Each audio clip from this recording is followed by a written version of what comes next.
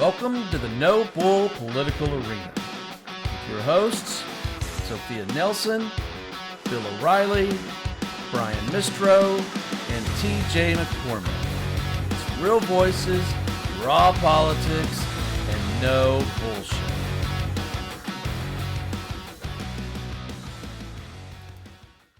Hi, everybody. Thank you for joining the No Bull Political Arena tonight. This is Brian Mistro. I'm here with Bill O'Reilly, TJ McCormick, Sophia Nelson, and we've got a very special guest tonight, Mike Madrid.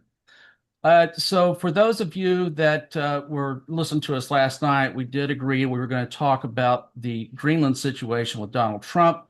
We knew it was going to get a little bit interesting. I do have, and I just want to briefly read what we were going to discuss because we are going to segue that this evening. So you can read exactly what he put up and what I'm referencing, but I want to talk about just a couple of little paragraphs out of this. To the Norway Prime Minister, Donald Trump said, quote, "Considering your country decided not to give me the Nobel Peace Prize for stopping 8 wars plus," by the way, he didn't, "I no longer feel an obligation to think purely of peace."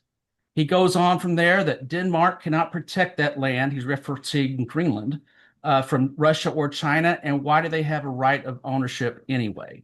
Again, you can read the full letter right there. I'm not going to go through all the rest of that, but that's going to segue into something that I do want to talk about. And we're going to take a brief pause for just a second. I want you to listen to the comments from the Prime Minister of Canada at the World Economic Forum this evening. This is only a clip of it. We'll put the full clip at the end of this. Listen to this, and this is what we're going to talk about. We knew the story of the international rules-based order was partially false, that the strongest would exempt themselves when convenient, that trade rules were enforced asymmetrically. And we knew that international law applied with varying rigor depending on the identity of the accused or the victim. This fiction was useful. And American hegemony in particular helped provide public goods, open sea lanes, a stable financial system, collective security, and support for frameworks for resolving disputes. So we placed the sign in the window. We participated in the rituals. And we largely avoided calling out the gaps between rhetoric and reality. This bargain no longer works. Let me be direct. We are in the midst of a rupture, not a transition. Over the past 2 decades, a series of crises in finance, health, energy, and geopolitics have laid bare the risks of extreme global integration. But more recently, great powers have begun using economic integration as weapons. Tariffs as leverage, financial infrastructure as coercion, supply chains as vulnerabilities to be exploited. You cannot live within the lie of mutual benefit through integration when integration becomes the source of your subordination. So we've got Mike Madrid on. I'm going to put Mike Madrid's tweet up because it really hit me hard, and I'm genuinely think, and I don't want to agree with Mike Madrid, okay, but I think he's right here, and I am going to read his tweet. You're more than welcome to read it here too. But quote, and he's referencing the Carney the Carney message. "This is extraordinary. The first speech articulating the new global order, one defined by middle powers that balance resource with principles to balance the dangerous forces of great powers pursuing strength for its own sake. A big moment in history on us." That was a gut punch, Mike. As I said, I don't want to agree with you. But it's hard for me to see personally how we can go back. And if we can, it will take a very long time. I'd love for you to expand on that if you don't mind, and let us bounce that around for just a little bit. Well, look, I don't want to agree with me either. Sometimes I'm the person I want to disagree with me most, but it's hard to come to any other conclusion. So let me kind of set the stage here. We just had at Davos, leading a gathering of world leaders, the Prime Minister of Canada articulating to the world and to other NATO members that essentially America is no longer the sole global hegemon, and he makes a damning and eloquent articulation as to why, in a sense saying, I'm about to say what you all know to be true, but the whole world knows to be true. And he does it elegantly, eloquently through the words of Václav Havel. And even better is he does it through the words of saying that communism, this idea of communism was all a big farce in the first place. These ideologies, which we have all bought into, have really always been more transactional. We've all known that as what he calls middle powers, not a great power, not nuclear powers, not one of the dominant forces on the globe, but the middle powers. And says we've all been sort of transactional with that. And that has always kind of worked. We've always kind of played second, third, fourth fiddle to that because it has provided for both security and prosperity. But those days are now over. And I'm basically going to be the first child to point at the emperor naked walking down the street and say, Mama, he has no clothes. And I think that this is going to have I think this is an extremely profound moment, not just because this was said, but because of who said it and where it was articulated, especially in light of the fact that the shadow hanging over Davos is the fact that NATO is lining up forces. European forces are lining up on Greenland to defend against a likely U.S. military invasion just weeks after we invaded and took out a leader in a South American country and upended the Monroe Doctrine, which goes back to within 15, 20 years of the founding of the country and what America has perceived its role to be. So Donald Trump himself is saying that the architecture of the geopolitical framework within which we have operated is no longer working. He would probably quibble or maybe directly angrily oppose the idea that America is no longer the sole superpower. But I don't think that there's any evidence to suggest that if that is not the case today, that it isn't going to happen in very, very short order. Now, what I also want to say is this. That doesn't mean America goes away or that we're somehow going to disappear as a global power. I mean, the UK was a global hegemon. Denmark ran the world. Other European, Portugal was, dominant at one time too.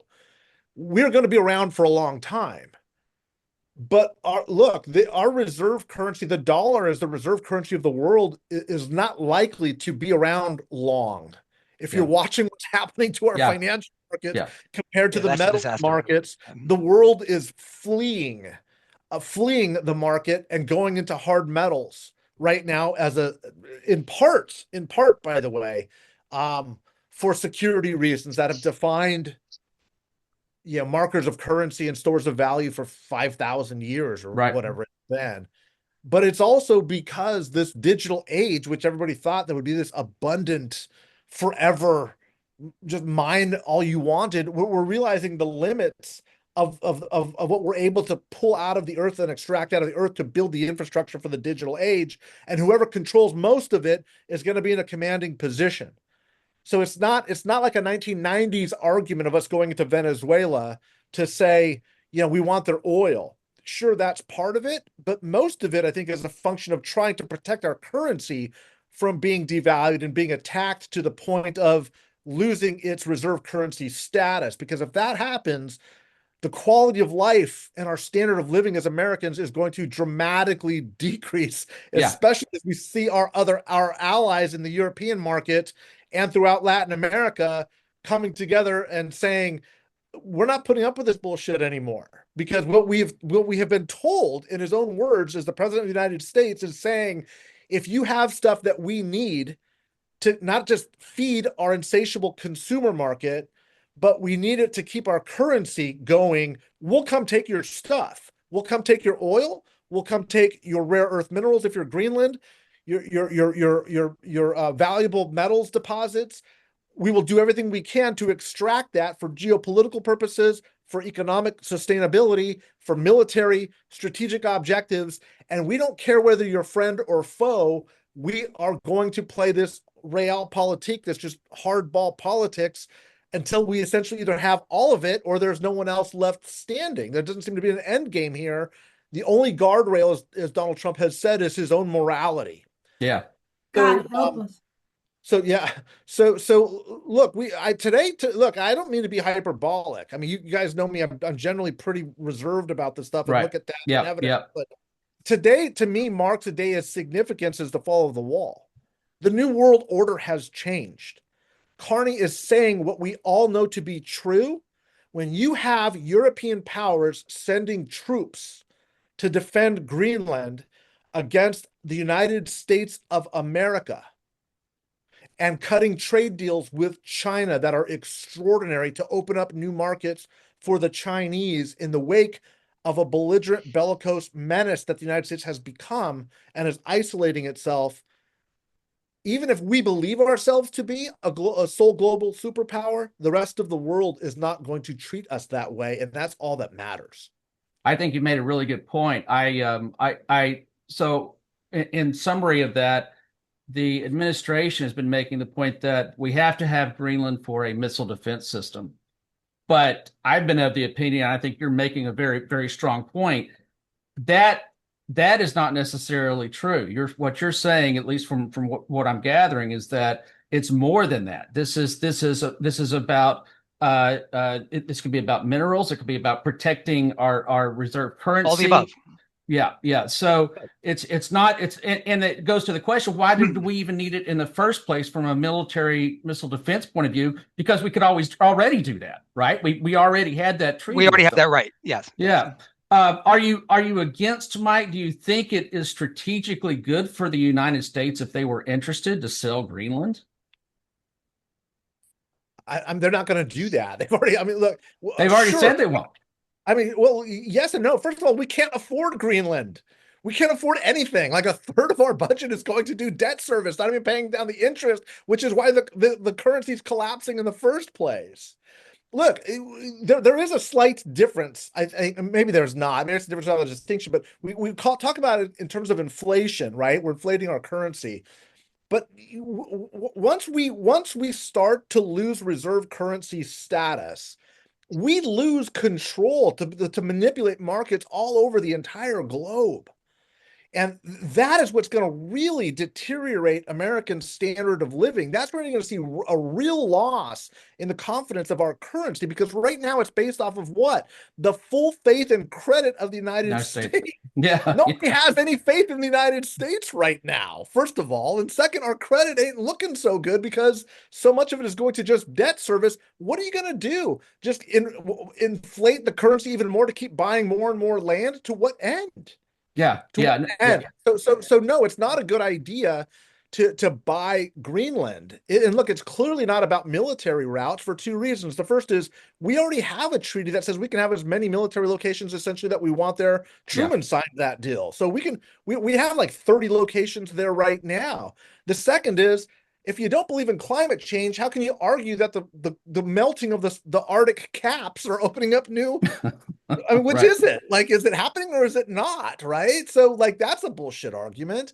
The only real argument, like I was saying, was we're in a mad scramble right now in the digital age to get a hold of as many valuable metals to fuel the infrastructure of the digital age. China is in the same mad scramble. They're in a better position because of the Belt and Road projects that they've been involved with for a long time. Their sphere of influence in Africa right now, they've got a bigger reach. And that's why we're realizing we don't have 10 years to make friends. We just got to go move on everything that we can as quickly as we possibly can to grab up and scoop up as much as we possibly can before the Chinese take over. And I think Mike is right. And The Atlantic has an article out that's been circulating probably for the last couple of days. It's a deeper dive into what is really behind this mad dash for Greenland.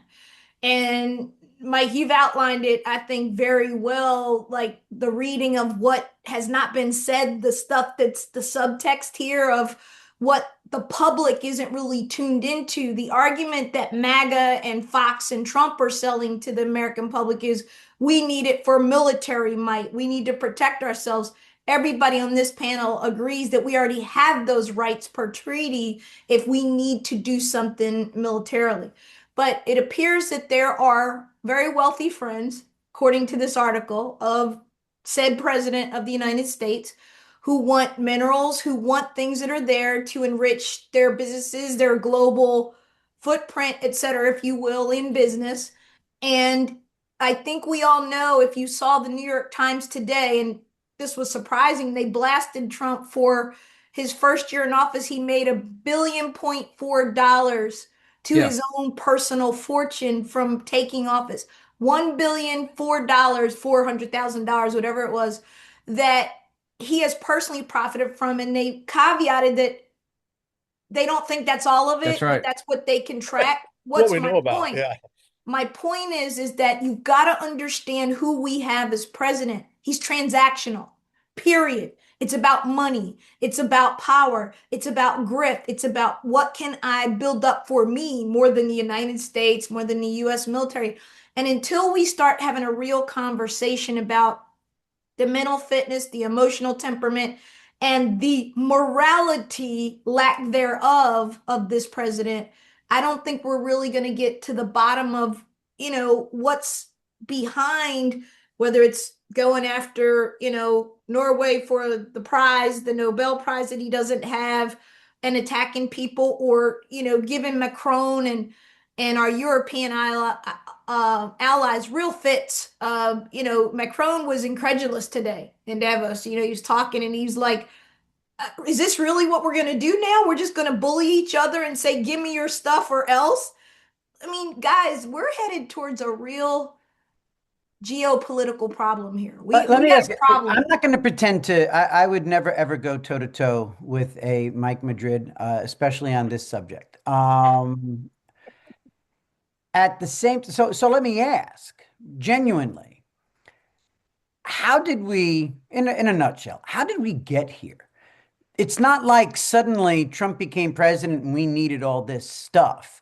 It's not like Trump became president and suddenly this new world order in the last exactly 12 months suddenly came to bear, and all of a sudden, and let's also take the source. By the way, I'll get one little dig in here at the source here. Mark Carney certainly has a bit of a Napoleon complex. Mark Carney is a diminutive version of Trump in terms of his own self-importance. Mark Carney, former governor of the Bank of England, this guy hates Trump and loves leftism just, equally. Mark Carney is a bellicose uh, lover of his own voice. And so that I don't get accused of that, I'm going to shut up and bring you back to my question. How did we get here? And have previous administrations, uh, has America just been sort of blind to what would No, I could tell you. I actually have personal things. The purchase of Greenland was been discussed for 116 years. It was first discussed in 1910, and it was by my Hmm. great grandfather. His name was Morris Francis Egan. He was minister to Denmark under Roosevelt, Taft, and Wilson. And in 1910, he started a negotiation with Denmark, and he believed in negotiation and believed in diplomacy, which I believe we're not seeing right now. The idea was, it was a little bit of a complicated strategy, was that he noticed that Denmark was doing nothing with Greenland. And he Hmm. mentioned the minerals back then. He said, there's a lot of mineral stuff. It would make sense for us to have Greenland for proximity. In exchange, what was going to happen was we were going to take Greenland and the Danish West Indies, which we ended up doing, U.S. Virgin Islands. And in exchange, we were going to give Denmark Mindanao, which is part of the Philippines. In turn, they were going to give that to Germany, Hmm. and Germany was going to return land in Holstein, Schlagen, whatever it's called, that was lost in, I think, 1864 in a war between the Danes and the Germans. So it's a conversation that's gone on for a long time, and I do think there's great strategic importance to America being much more involved in Greenland, but you do it through negotiation. You do it by talking to your friends and allies in NATO, and you start that. But Trump, his whole style is to blow everything up. Mhm. And the problem is, on the international stuff, damage is being done slowly. I don't think this is a sever. I don't agree, Mike, that the sever is here, but there's a lot of serious damage going on. But what I see here also is, again, Alexander Dugin in play, the Russian philosopher who wants to go to hemispheric, hegemons, where Russia runs Europe and some of East Asia. China takes the South. We take, they had Iran taking the Middle East. I don't think it's going to happen, but we would run the Americas. And that's what I kind of see with the Greenland talk and with the talk about annexing or merging with Canada. That's directly that polar world that's being described, that Putin bought into from Dugin to some extent, and a lot of Trump acolytes, including Steve Bannon, bought into. So I see these huge, big moves going around the world, and it's concerning because it looks like it's not by accident. So how did we get here, Mike? It certainly didn't happen over the last 12 months. I think TJ makes a great point. Has this been a slow decline? Can we go back to Biden? Do we go back to Trump 1.0? How did we get here? No, yeah, this is not an overnight thing at all. Say Obama. Make my day. Say Obama. Say this is all Obama. This is happening for the same reasons that every empire in the world has basically collapsed, except for those that were crushed militarily. Too much debt and too much reach of empire. Like it's as old as that's what the problem is. Wow. And so, does it break down to a trilateral balance? I don't know. I don't think Russia has the carrying power to dominate Europe. I agree. We're going to go with that.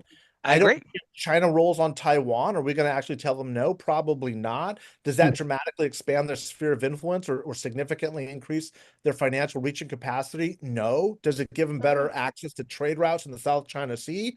Arguably. The bigger factor is the United States is collapsing its global reach. The real problem here, anybody who thinks that this is somehow strategic misses the point that you can't run the Americas if every other part of the Americas is against you. Right. The Canadians are lining up on the border. The Mexicans are like, I don't think so. Like, this ain't going to happen. So there's only so much empire can reach, even regionally. And look, this is part of this is, I think one of the reasons why we're having such difficulty understanding this is because all Americans of a certain age have simply believed that this was the way human evolution was going to work. We're the top of the pyramid. Right. This is what destiny and history has always brought us to, and we're America. We're going to be around for centuries. We're going to show Rome how they were wrong. No, and like I said, that doesn't mean that we're going to devolve into civil war. We may for other reasons, right? Which is another peculiarity that probably needs some discussion. But my point is, the decline to a multilateral world has been happening essentially, I would argue, since WTO, when China, the China industrialization started to just explode, which we handed them. Yeah. Or didn't stop it, right? For sure. And look, Kissinger wrote his last major book was on China. Like the likelihood of this being a Chinese century is greater than it is being the United States century. I think that the jury is still out on that because China has some really, really big structural, financial, population and demographic problems. Absolutely. But they also have some very significant advantages, including the ownership or the control, if you will, of significant silver, copper, platinum resources, right? Which put us in a very precarious spot. And incidentally, this is one other piece that we're not talking about. Europe and China hold an extremely large amount of our debt.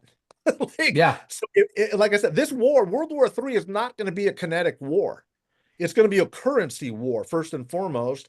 The reserve is the reserve is everything. That's a really important point, Mike. I wish you could talk to that more, actually, for anyone who doesn't understand that, because that's a really, really important point to watch. Well, look, the main thing to understand is the industrial age. During the industrial age, the most valuable commodity was oil. It was literally it made the whole damn economy run. And when the dollar essentially became locked down as the reserve currency, all exchanges in oil between countries were done in dollars. Because it was the most credible resource.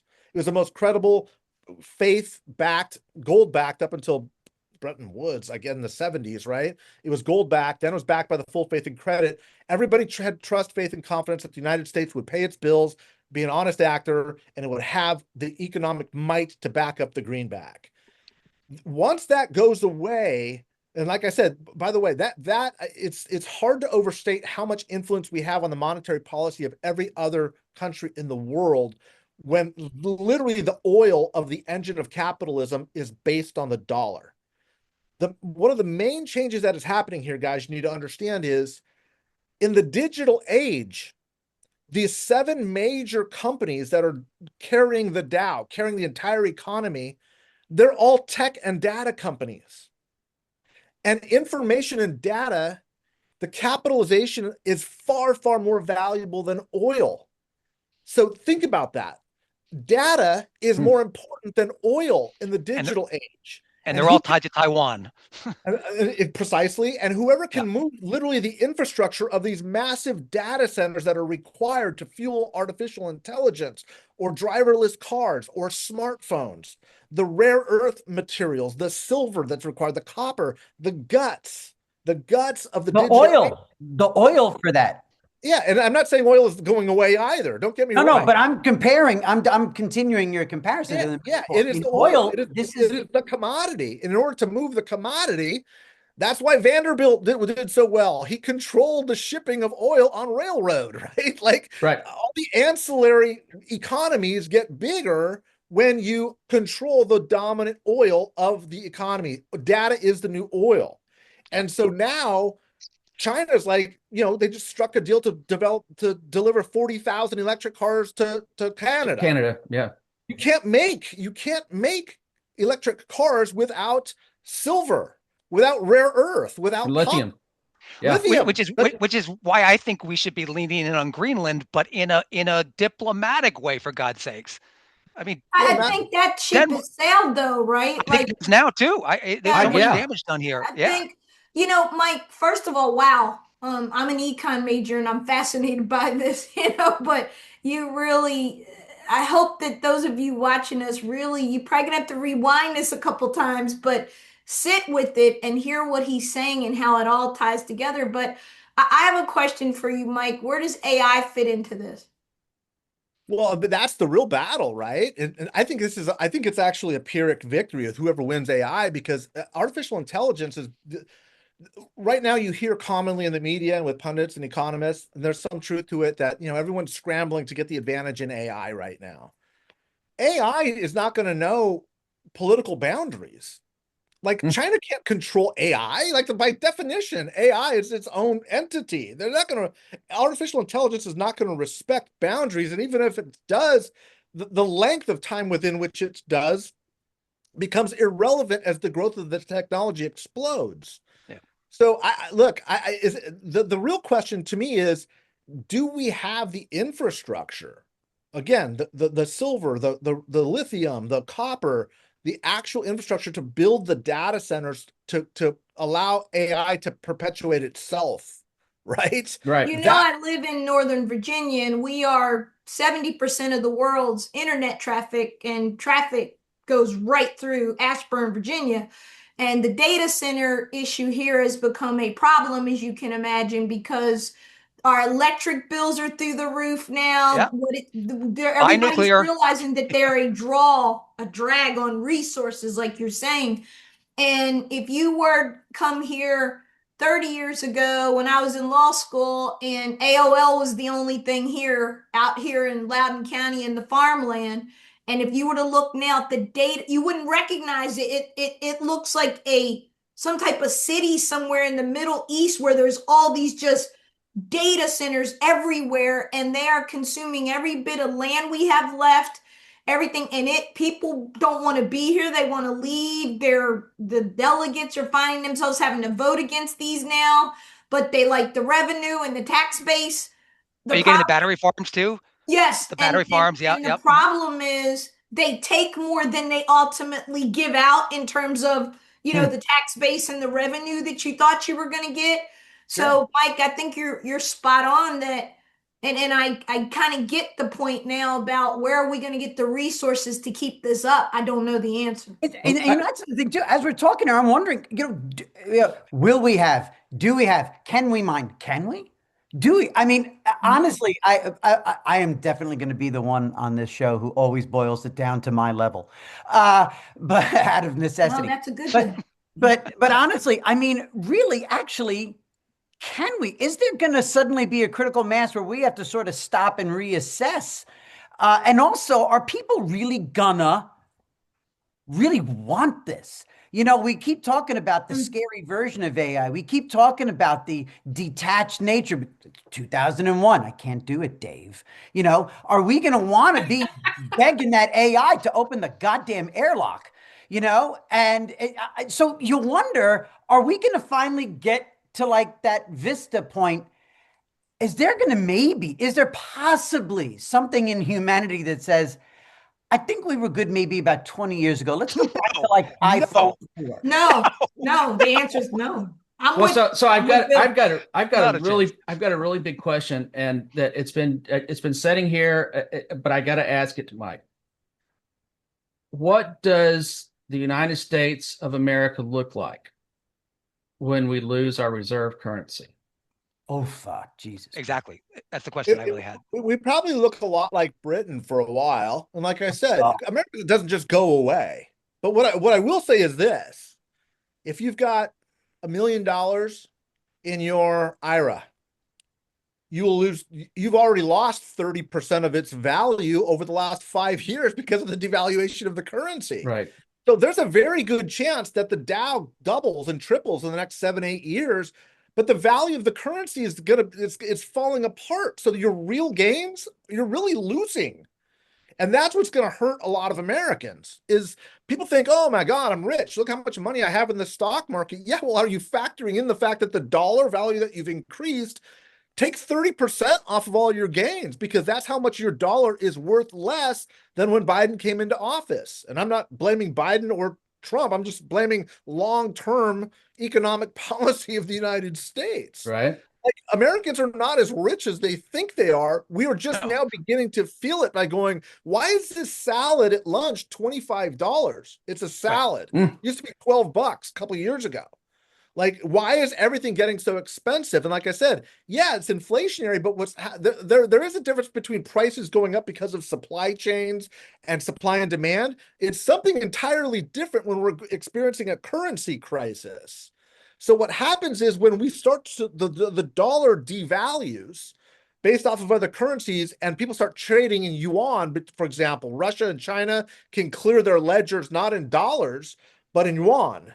Or they start, doing that with African countries, Which is happening on the side, yeah. Which is happening on the side. That's what the BRICS nations is really all about. It's designed to get the rest of the world off of the dollar, because they know it'll kill us. They know damn well it'll break our back. Of course, because they're tired. They're tired of the United States determining their monetary policy. It's been a good 80-year run, guys, and that's a damn long run. But and look, I'm not sure Americans are constituted for what's coming. Like, we're going to start seeing dramatic increases in the cost of everything. Dramatic, like especially the cost of borrowing is going to. Especially, look, you already seen mortgage. Yeah. Look at watch two. Yeah, go ahead. Well, what makes me nervous is the people standing between us and these scenarios are the very vapid, empty suits that don't care, that we talked about in last night's program. The politicians, the elected officials, are they're not Mike Madrid. Well. So I guess my question is, I'm going to push back. Do we have an off ramp to this? And that's what I was going to ask. Is it inevitable that we're going to lose the dollar? Is this scenario inevitable? Right. And I'm going to really weigh out here. Could it be saved by the Democrats in the midterms? Okay, I'm really settling this down. It might be saved by the stupidity of the Europeans, the economic stupidity, because they're in a lot worse shape than we are. To some respects. Can we avoid it? Is it avoidable? But Brian, what about tariffs? You got to factor in this tariff war that Trump started and what Europe is threatening to do back to us. They're kind of what they call almost like their stopgap measure, if you will, to click back at us. This whole issue, it's going to be interesting to see what the Supreme Court does on this. I think they're going to lean against it and throw that power back to Congress based on the arguments. Seem to me the justices, even the conservative ones, were not loving this presidential overreach, if you will. But you can't have this economic discussion without tariffs being a big part of what happens here because Americans are bearing the cost of tariffs right now. It's not January 20th, and the Supreme Court is not even returning until February 20th. I mean, this is going to get so far out and pushed out so Well, far. they have to decide by summer, which is usually when they issue their decisions, because they go out and then they come back in October. But they will decide this term because it was on the docket last term. So what do you think, Mike? Is this do you think this is avoidable? Is there a way that sensible people can start off-ramping this? So there's a couple ways to do this, none of which are going to happen. The first is we would have to dramatically scale back our spending. Yep. And right now, the policy decision that's being made is we're going to actually increase our spending as a way of expanding our reach and securing more resources, because once we secure those resources, then we can buttress and hold up our currency. So you either do one or the other. You have to either dramatically cut back, which politically untenable, and I mean cutting into the bone of Medicare, Social Security, like deep cuts that we've needed to cut for 30, 40 years, but have always kicked the can down the road. Both administrations, both parties, no one's done the right thing, right? Right. The second is the only other ploy in play is to do kind of what Trump's doing, which is let's go get 20% of the world's oil reserves by running on Venezuela. Let's go get Greenland's rare earth materials, because that's what the Chinese are deeply in. They've got their own financial debt issues too, especially with Belt and Road. Their policy decision was to go out and play this game a lot earlier than we were with their Belt and Road projects. Now their holdings there are kind of tenuous, right? They've got their own problems, by the way. Don't be thinking that like China is just lapping us and they're going to suddenly be able to take it over. The real thing that is happening is there is parity, which is multilateralism. That's what Carney is saying. He's saying, look, all the middle powers are caught between these global superpowers, China and the US. Basically, he's, I think, kind of deferentially throwing both Russia and India, which is ascendant in a massive markets too, right? 4 big players, saying they're all going to start hitting kind of an equilibrium. Yeah. And this dynamic, you've been hearing it with the working class since Paul Krugman wrote the earth is flat, the world is flat, or whatever the hell he was. The American worker has been competing on a global scale for 25 years to no avail. That was a no-win game. And the Republicans have been free traders saying markets will stabilize. This is the inevitable way of the world. I tend to believe that. The Democrats are basically saying, no, you're being sold out by the corporatists. Let's be protectionist. Let's use tariffs as a way to protect ourselves. Trump basically jumps onto that train late and is like, we'll save manufacturing through tariffs. Like that's Right. Bernie Sanders. That's Bernie Sanders' solution. Yeah. So what we're witnessing again is the rise of political populism is corresponding to the lack of confidence of government institutions. And you maybe have heard me or other people saying this for a few years now. This is what it looks like. These moments are happening right now. So look, is there a way that the Board of Governors of the Federal Reserve can come together and figure out a way out of this? The short answer is no. No. This is the reckoning that a lot of people have been talking about as we've kicked around and repackaged the debt bubble and moved it around the economy for decades, for a couple generations now. No, there is no way to do that. Now, there is an argument that you could kind of just do a reset, a hard reset, and re-scramble all the debt, but what does that look like? You have to have trillions of dollars of debt written off the books. Is China going to just say, don't worry about our debt, United States? Right. Nah, it's good for the world order. No, you don't need to do that. That's not going to happen. And so no, this is what's happening is we're realizing fiat paper currency is worth what it's written on. Yeah. And we're getting back to actual hard real assets. That's where the only people that are protected are people not who own options and contracts, people who literally have silver coins, gold coins. Like that's where the reset is most likely to see dramatic valuations. Guys, look at the price of silver. Bill Devane, William Devane. We should have all been listening to William Devane for the last 10 years, those commercials. My father-in-law gave us a box of silver coins about 5 years ago, and they're in our attic. I forgot about it. Thank you, Mike. I Go have a get 'em. question for the room. I have a question for the room, though. Just going back to the Greenland thing, and not about Greenland, but about what Trump is up to. Why did he do it this way?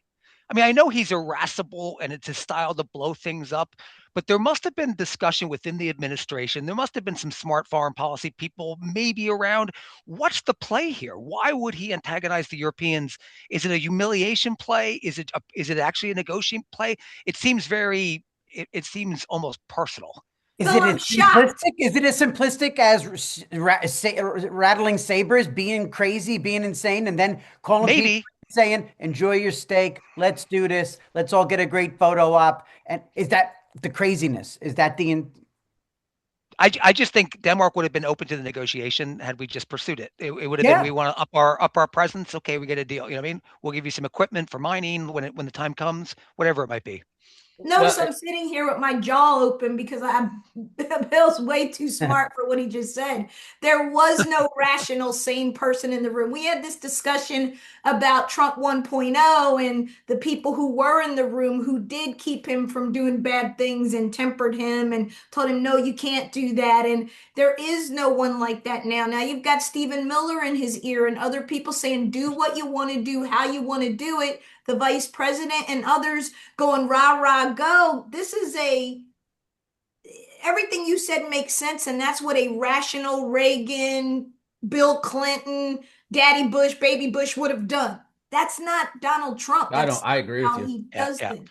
I just don't agree with see you. I don't see the play, and maybe it's just completely irresponsible, or maybe there's a play there because sometimes I don't he think they does in fact care. have a play. Yeah. TJ says politicians don't care, and I think he's right to a Yeah. very large degree. And I think Trump and those guys, you have to understand these.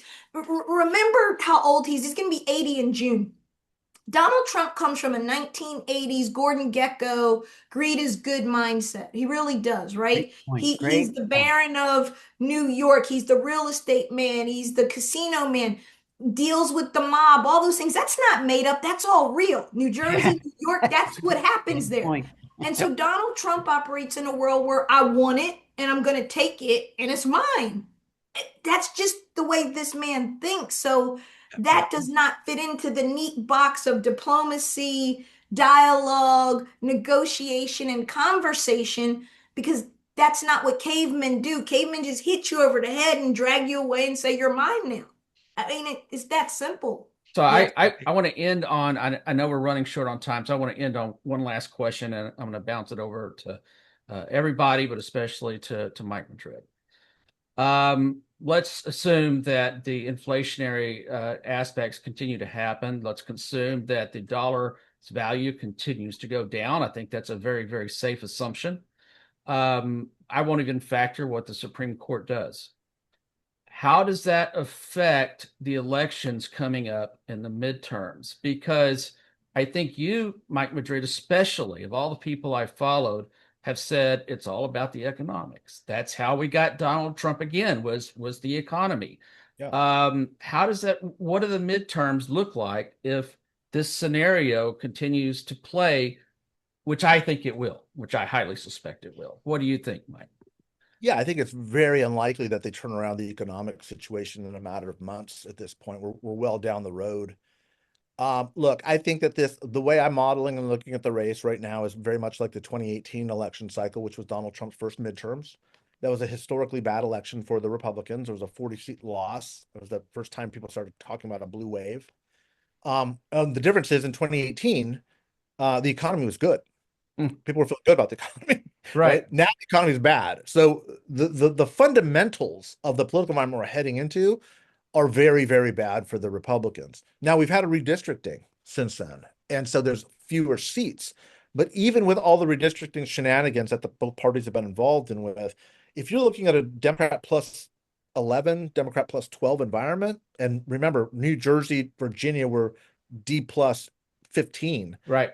Like, this is going to be a very, very big change in direction, which I think really changes how Republicans react to a president who's increasingly becoming erratic, belligerent, and offending our allies. Now, look, y'all know me for a long time, and we have all seen more than enough scenarios where Republicans should have stood up and done the right thing. Oh yeah. But we are also seeing the end line of Donald Trump in just his basic physical faculties. The guy's not getting younger. And we are also seeing Canadians, Europeans, our allies turning publicly saying America is a menace, America is a danger. There's only so long. There will be a post-Trump world. At some point, we can say he's not going to leave. Maybe he isn't going to leave militarily, but at some point, nature's going to do what nature's going to do, and there will be some sort of resolution. I don't think any of us can predict that. I'm certainly not right now, but I do believe the dynamics in the Republican Party change if you have a 25-seat Democratic Party pickup, and if you see Democrats pick up the Senate, which is not outside of the realm of possibility. Yeah, I was going to ask you, is that probable or likely at this I don't know point? that it's not probable, but it's very well within the realm of possibility. Yeah. I think you could see Kansas in play. I think you could Wow. see. Wow. Wow. Well, and remember, Kansas is Bob Dole, Nancy Kassebaum country. Yeah. They make Republicans a little bit different, and so that is a wow, but it's not like Iowa, right? Where or it's not like saying Alabama. Although people, we were saying that about Georgia before the Lincoln Project. Thought we could pick up Georgia, and now look at Georgia. So a lot of That's these blue. seats it's a blue. It's increasingly a blue state, and the demographics will keep pushing it that direction. North Carolina finally gets pushed in that direction. So, yeah, politically, I think things are the environment is just too acidic for Republicans. I think that the Texas gerrymander is going to be a dummy mander. There's no question about it.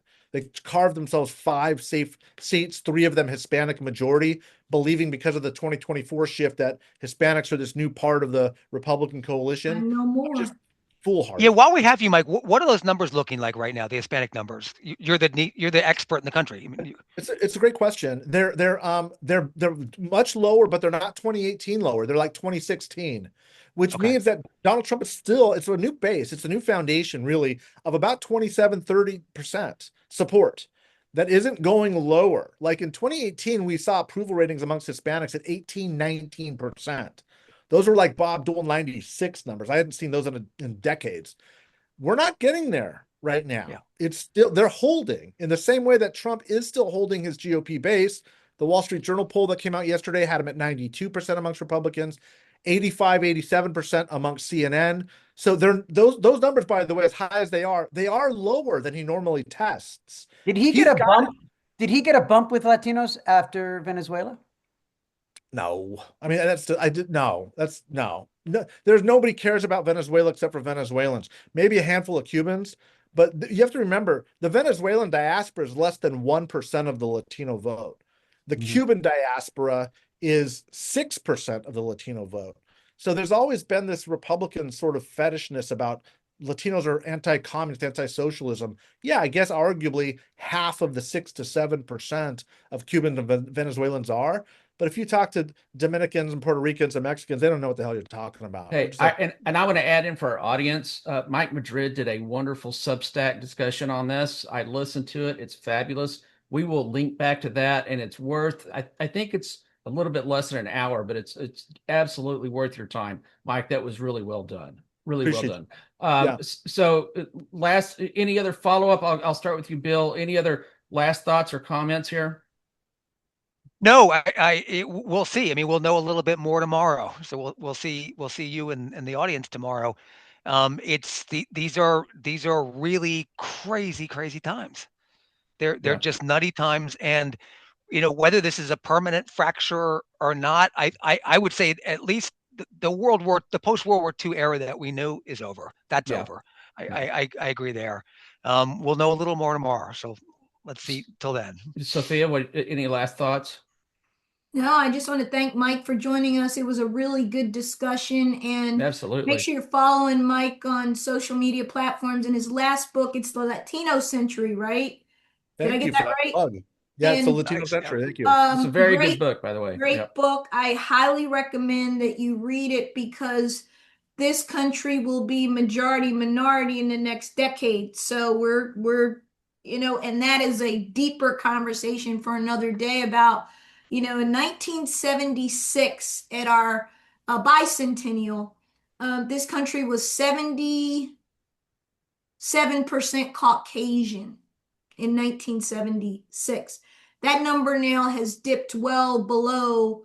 What are we in the high 50s, Mike? Probably Yeah. maybe 60%. That number's 57 or something. Yeah, nosediving. 56. And that is part of, I hope we do a show at some point, Brian, on this whole, we talked about race last night in the context of Martin Luther King, but it's bigger than race.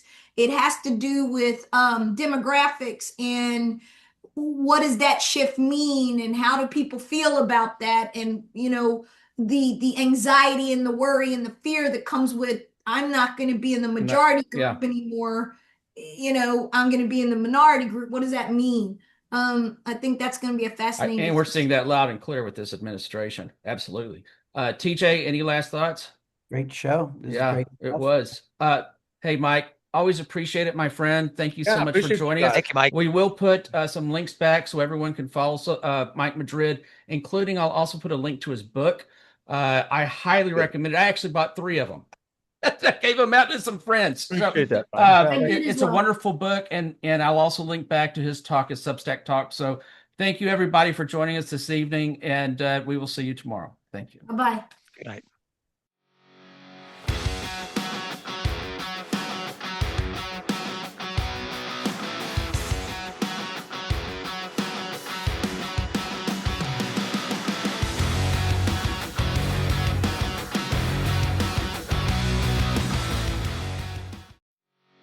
The No Bull Political Arena is on all major social media platforms.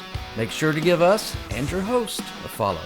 Hey everybody, this is Sophia Nelson. Follow me at I am Sophia Nelson on every one of my social media platforms.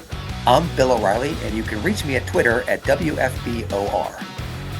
Hey, this is TJ. Follow me on X or Twitter at TJ McCormack.